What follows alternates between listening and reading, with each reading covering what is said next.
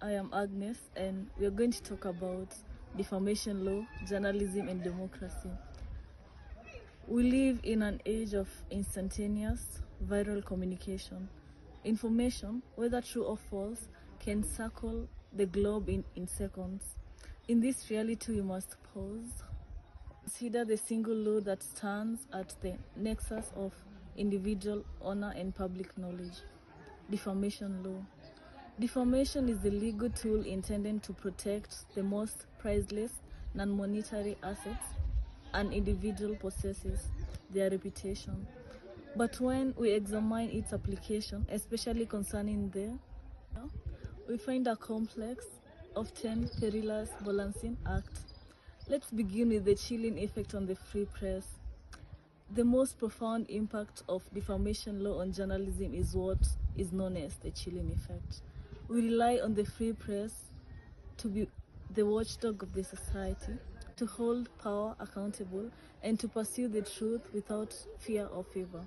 Yet, the threat of defamation lawsuits, with their crippling legs, fees, and the risk of massive damage awards, often forces journalism to self-censor. They know that even if they are ultimately correct, even if the truth is on their side, the sheer cost of proving it in court can destroy an independent news organization. This threat encourages risk aversion in the newsroom.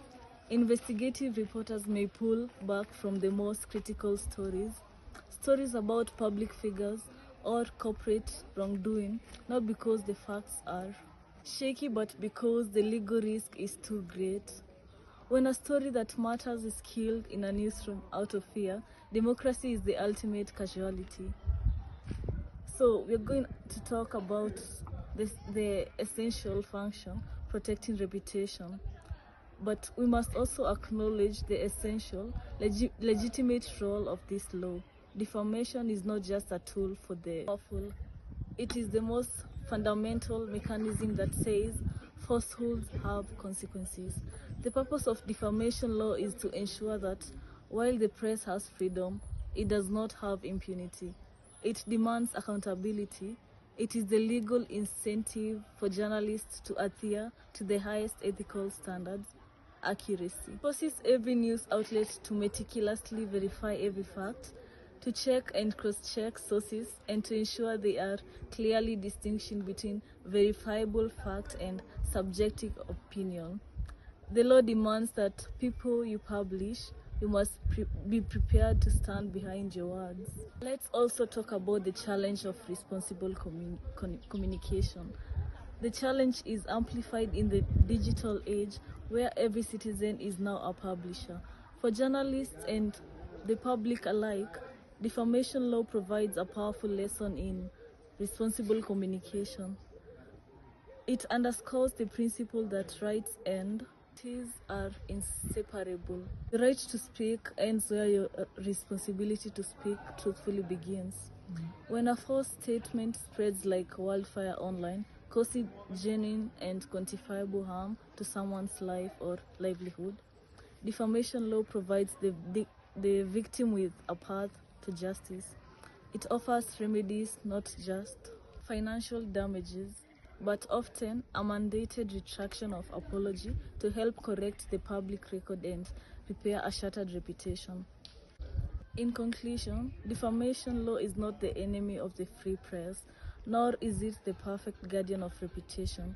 It is a necessary tension. It is the legal battlefield where the right to speak the truth to power battles, the right to be protected from malicious lies. To strengthen both journalism and responsible communication, we must strive for legal systems that elevate the burden of proof for public figures, making it harder for the powerful to silence legitimate criticism. Provide accessible, swift, and proportional remedies like correction and apologies to ensure that high legal costs do not become the real tool of censorship.